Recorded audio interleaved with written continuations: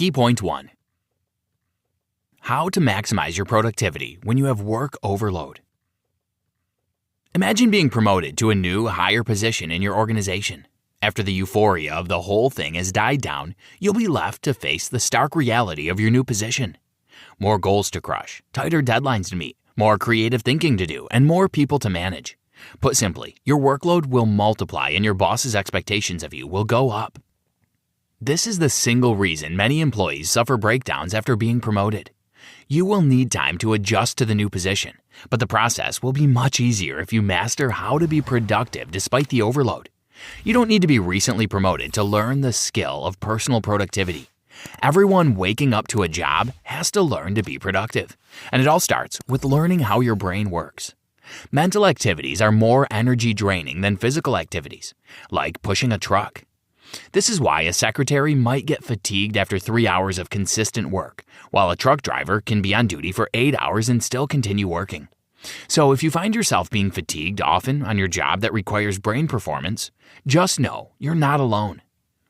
With this fact in view, how can people involved in mentally tasking activities maximize their work time so they can do so much in a day? There are a couple of ways to go about that inspired by scientific development. Start with giving your brain the right amount of glucose. Remember, research shows that those engaged in mentally demanding activities can keep their energy levels up by having regular glucose intake. Working with a cup of coffee beside you will help a lot in this regard. If you're not that into coffee, you can take anything that provides you with glucose. However, glucose alone is not sufficient to keep your brain productive all through your work hours. The way you start and go about your day is important too. Those are the things you'll be learning from this summary. The next chapter will show you how your routine has been keeping you from achieving more than you could naturally achieve and what you can do about it. As we proceed in the summary, you'll also learn about mindfulness and other activities that will help you function better at work. Key point 2. If you change your routine for the better, you can change your life.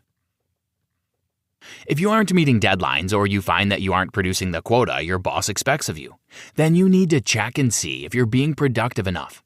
Most times, the solution to our unproductiveness lies in our daily routines. Your brain has limited energy per day. This is especially true for the cortex, the part of the brain responsible for mental activities. It's therefore wise to always do important work early before fatigue kicks in, and you can't be as creative as you could be. Many of our approaches to work do nothing but waste our mental capacities, which is why we often end up not meeting our daily targets. Keep in mind that you need to learn to set priorities for each day and do difficult tasks during your peak hours. Most people will entertain an idea in their heads, ponder upon it for a few minutes, then continue driving, hoping to recall the idea when they get out of the car. If you've ever had any such experiences, you will know that it's hard to recall a fresh idea that you didn't document. If you try hard, you'll only regain fractions of it.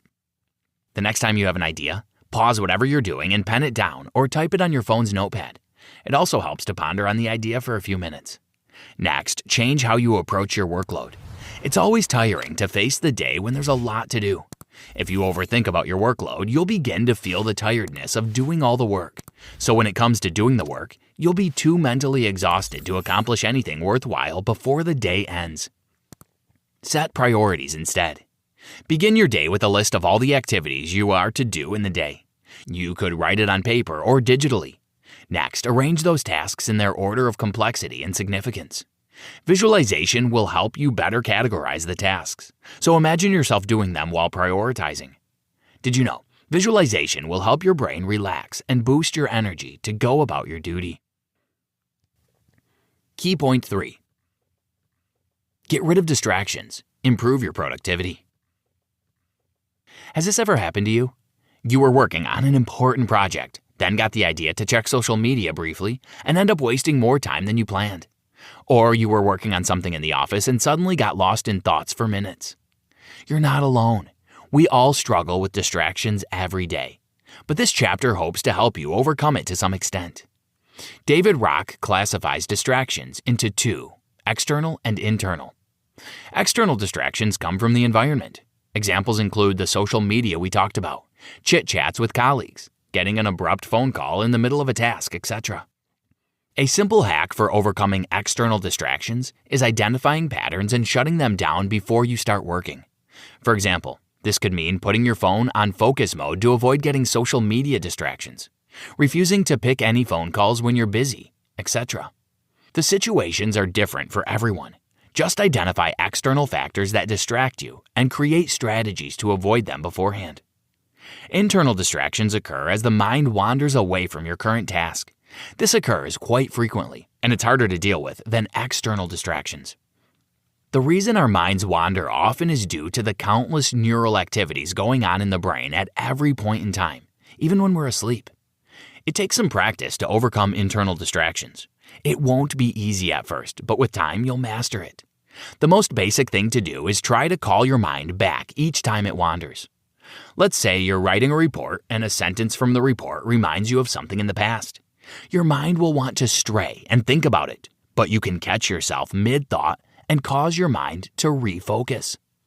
Other things you can do to avoid internal distractions include meditation and proper exercising. Performing these activities early in the day will enable you to clear your mind before getting to work, and your focus will increase. Sometimes reducing a problem to one short sentence can be enough to bring about insight on its own. David Rock. Key point 4. Mindfulness is a trait that everyone needs to learn. It's not just enough to have knowledge of how the brain works. Such knowledge wouldn't be so useful to you when you don't practice self-observation or self-awareness, as it's popularly called. Self-awareness is a practice in which you mentally step out of yourself and begin looking at yourself as you would a different human being. The reason this is powerful is that it enables you to understand yourself better and be in the moment so you can stop your life from being on autopilot. Remember to make self-awareness a habit, and you will identify the patterns keeping you from achieving your best in the workplace. It's natural for the decisions we make at the moment to be influenced by the experiences we had years ago. For example, John is an independent contractor who helps build and maintain websites for businesses. He has been doing this since he lost his job 5 years ago, and he's successful at it.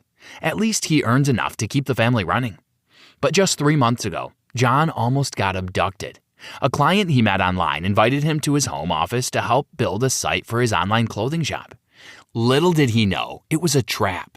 John escaped being kidnapped, but he still has that bitter memory in the recesses of his mind. He almost lost an important contract because of it. A new major client wanted him to come over to their home office to discuss business. John objected strongly and convinced the client to meet him in a coffee shop. The client obliged after some back and forths, but not everyone will do the same. Some clients will assume you're not ready to work because you can't meet them in their house and find an alternative instead. John would have lost the contract if this client was one of such. John is fictional, but his story is something we experience every day. Our daily decisions are influenced largely by our past experiences, and this is an evolutionary trait the brain adopted to keep us from falling into the same dangers we or our ancestors experienced in the past. As much as this is a useful trait, it doesn't always serve us, and the only way to know if the trait is good for the moment is to practice mindfulness. Key point 5. The brain needs social interaction to function effectively. Your brain sees people as either friends or foes, and this is a trait it developed to keep our ancestors safe from predators and dangerous people. Naturally, every stranger you meet is perceived as a foe until proven otherwise. The strangers don't have to be in bad guys' costumes. The mere fact that you don't know them makes your brain automatically categorize them as foes. You can relate well to this. Just think about the last time you were in a room full of strangers. The good part is that those false signals you get about strangers can be easily changed to positive by forming connections with the people you meet. Let's return to that room full of strangers. Say your friend who invited you to the meeting arrived 10 minutes after you.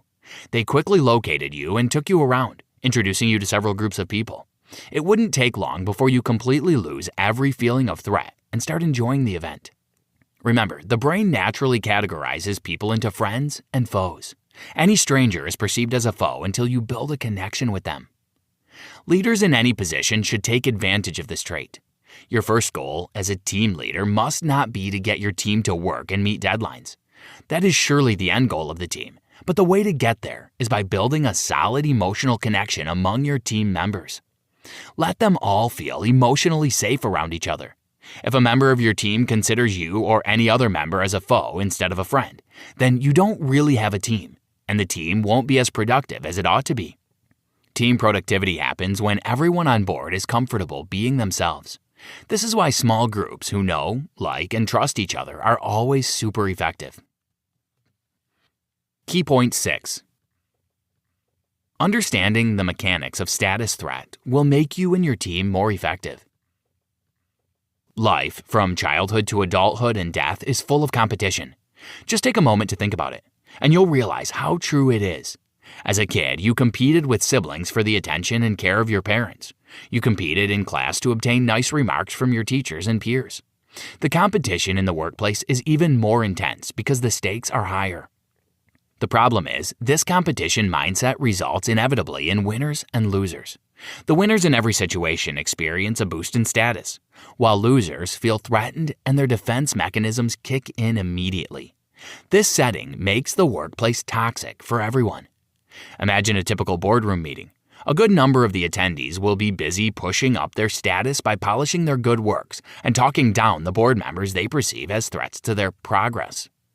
There will also be a fight for status when teammates feel they are competing rather than completing one another. You'll see the stark reality of this status fight if you're a member of a small team, and there are 2 things you can do to stop it from destroying the effectiveness of your team. The first thing is to reduce your own status so the other person will have the chance to experience an increase in status. Something as simple as saying sorry and portraying that you're human with limitations yourself will go a long way in boosting the other person's status level. The second thing to do, which is very important, is to give people positive feedback that you truly mean from your heart. Positive feedback always boosts people's sense of self-worth. But how do you deal with your own personal desire for status increase? Do you have to put other people down just to feel good about yourself? Definitely not. Neuroscientific research shows that the brain has a hard time differentiating between competing against yourself and competing against other people. Use this to your advantage. Compete against yourself. Seek to be better than the person you used to be. Push yourself to achieve greater feats, and you will be surprised by your growth over time. Status is a significant driver of behavior at work and across life experiences. David Rock. Conclusion. Your brain holds the key to your effectiveness. Understanding how it works will increase your workplace performance in no small way. The brain works more effectively when it is not under threat, so as much as you can, give it the nutrients and rest it needs. When you feel down at work, drink a cup of coffee, which is also a great opportunity to have a small talk at a coffee point. Eat a fruit or candy, have a little walk to the water cooler. All these can help you feel better about yourself, so you can concentrate on your tasks. Bring some novelty if you feel like you're stuck with a project or any responsibility you have at the moment. Your brain reacts positively to some new experiences. For example, you can joke around with a colleague because jokes are usually unexpected and boost the work of the human brain. You can also rearrange the objects on your desk or clean it. One more thing that can help is listening to a new song. Don't give up or don't think that your fatigue or frustration cannot be beaten by yourself. We cannot control specific processes happening in our brain all the time, but what we can do is make our brain think that the situation has improved. Also, keep yourself from being at loggerheads with coworkers. Evolution made us perceive strangers as foes because not trusting someone in the past could help our ancestors survive and procreate. That's why a new colleague arouses hostile feelings. But don't be deceived by such emotions and make small talk with a new person. This will help your brain make sure that an individual is safe to socialize with, and it'll start to perceive them as a friend. Try this. Here are a few hacks to help you. When ideas arise in your head, don't hold them thinking you'll recall them later, because you won't. Record them or write them down instead. Start every day with a plan. Prioritize your activities and begin with the most difficult ones. Do the easy ones last. Use handshakes and small talks to mentally move strangers around you from perceived foes to friends. When organizing a meeting for the first time, your goal should be to create rapport among your team members and nothing more. Discuss work only after everyone on the team stops perceiving their teammates as strangers or foes. And use positive feedback to boost the status of your teammates.